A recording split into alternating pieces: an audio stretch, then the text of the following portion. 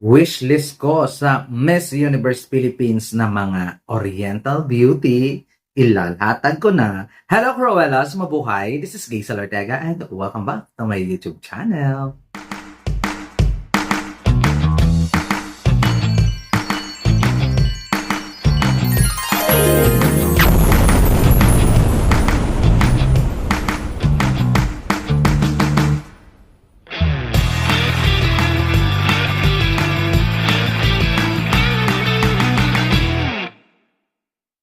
Hello! Kamusta po kayong lahat? Good morning, good afternoon, good evening, anumang oras kayo nanonood sa akin ngayon. Maraming pong salamat. At syempre, ito na ang aking part 2 wish list sa Miss Universe Philippines 2025. Kung naglatag na ako ng mga mistisahin. Ngayon, maglalatag naman ako ng mga Oriental Beauty, mga morena skin. Di ba? Ayaw pa kakabog syempre ng morena, sila pa ba? Mas mahal ko sila. Charot! Hindi, syempre yung part 1 ko yung mga nahaluan ng banyaga. Diba? Nahaluan ang mga mukha nila ng mga banyaga. Ito naman ay talagang legit na Pinay ang kulay at ang pitsura. Knowing naman na pag Oriental Beauty ang ipinapadala natin sa Miss Universe competition ay talagang pumakabog. Nakita naman natin si Chat Silayan o diba? Nakakaloka. Sila Gloria Diaz, diba? Mga ganyang mga level niya. Oriental Beauty. Sila Miriam Kiambao. Sila Shamsi Supsup. Actually, hindi siya mukhang Oriental Beauty. Mukha siyang Latina Beauty. Si Ariela Arida. Diba? Ang ganda ng mga placement. Janine Tugonon. Diba? Bongga, Maxine Medina, Michelle D, yung mga placement ng baga ng yung Oriental Beauty ay kumakabog talaga. Representing Philippines kumakabog talaga sa Miss Universe Beauty Pageant. So, etong aking listahan ng mga Oriental Queens and Oriental Beauty para sa wishlist ko sa Miss Universe 2025, I think etong nagsistand out so far na mag-shine bright like a diamond kung sasali uli sila. Kaya wishlist ko nga ito. Number 1, talaga. Number 1 sa aking listahan, Maria Isabela Galleria. 26, Sorsogon. Di ba?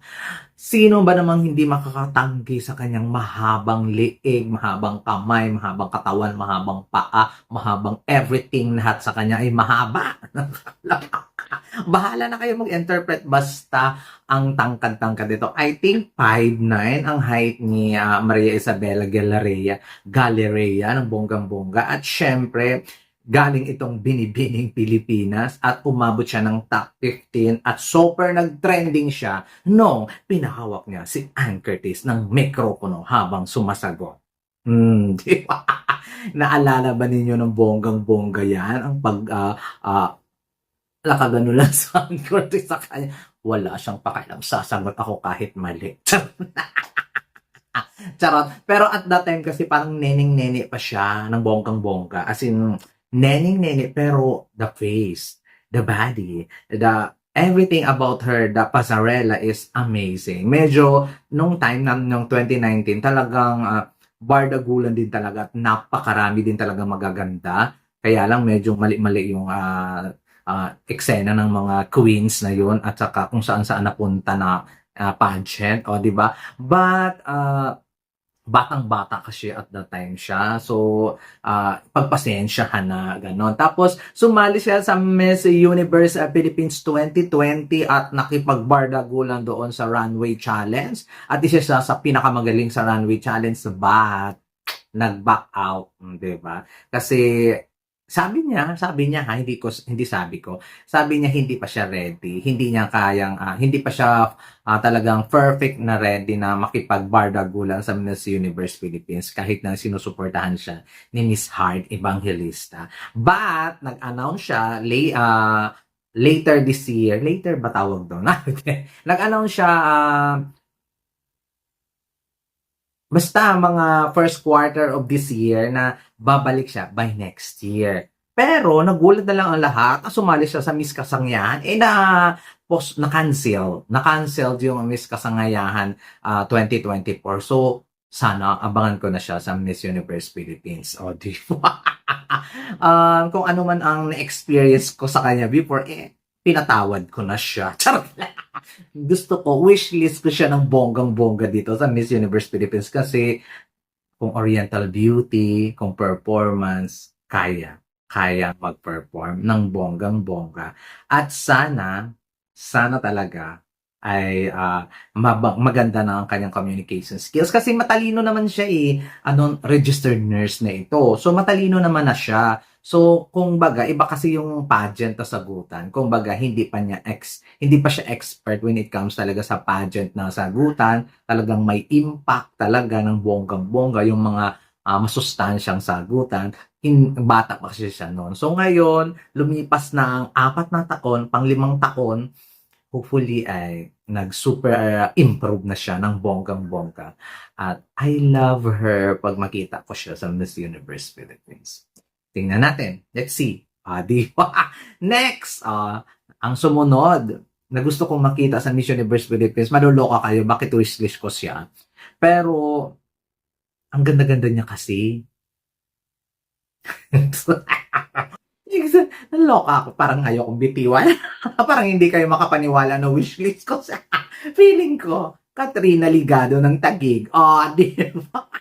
Nakakaloka, syempre. Una kong nakita si Katrina Ligado sa Miss World Philippines at nanalo nga siya doon ng Corona Reina Hispano-Americana at nirepresent niya ang Pilipinas sa Bolivia sa Reina Hispano at talagang nagpasabog doon ng bonggang-bongga si Katrina Ligado at nauwi niya ang runners-up, di ba? But nakita naman natin kung ano ang dahilan kung bakit siya niligwak doon, di ba? Kasi ang ganda nga niya pero yung kanyang comm skills ay talagang to the highest level ang pagkatsaka.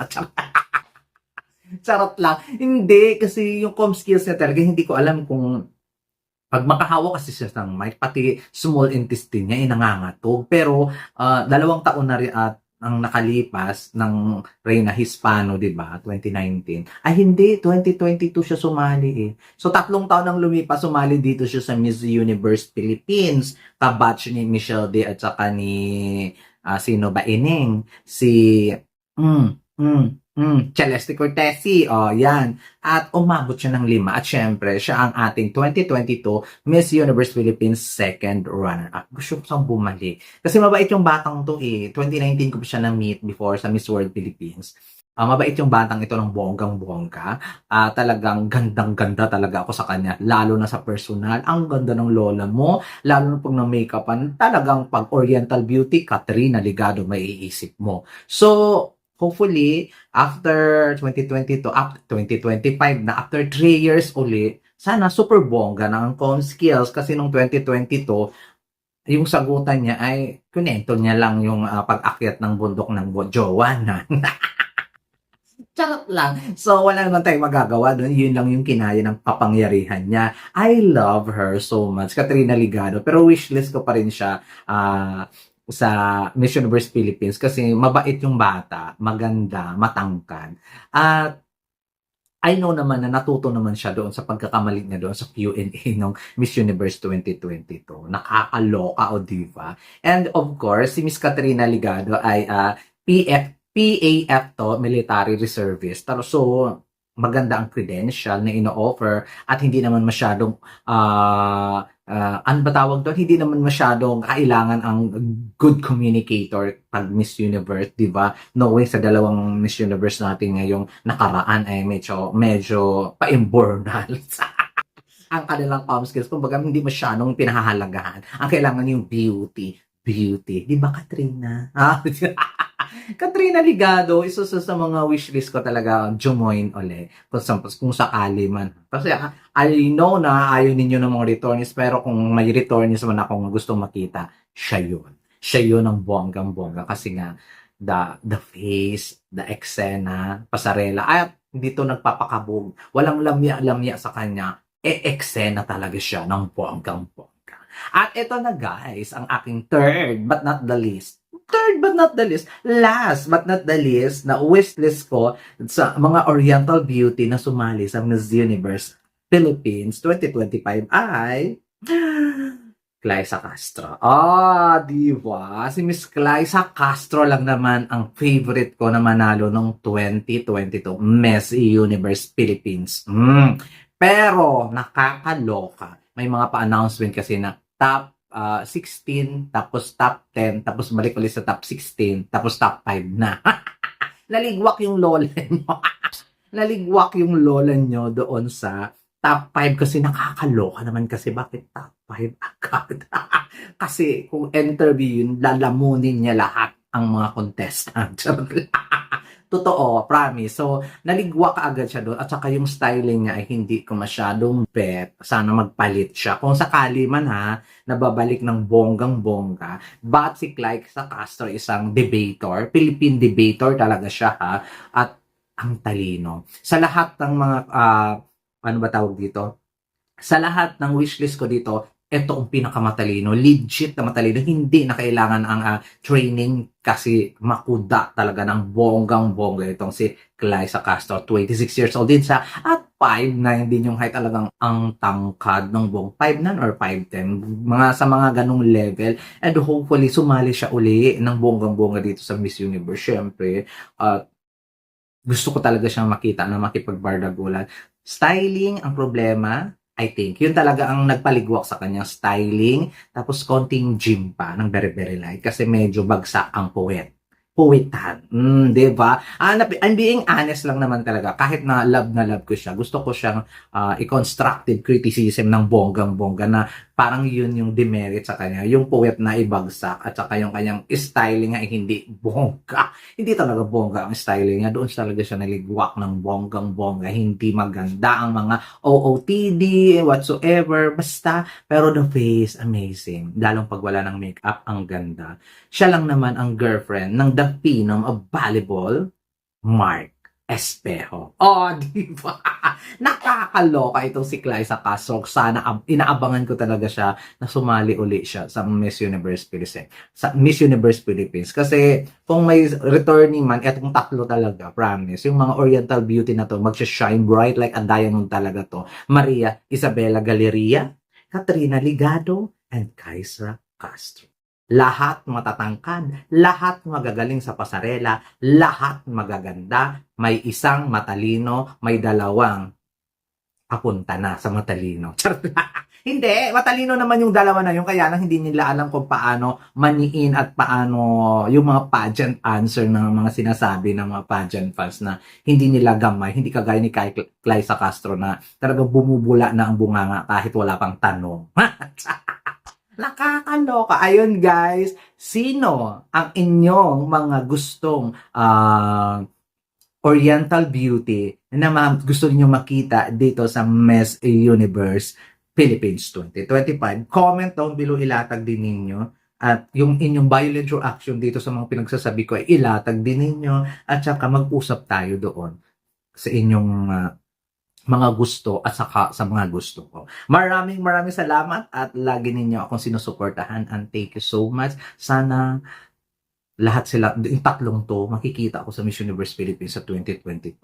Bardagulan to for sure. There you go. This has been Gaisel Ortega. Paalam!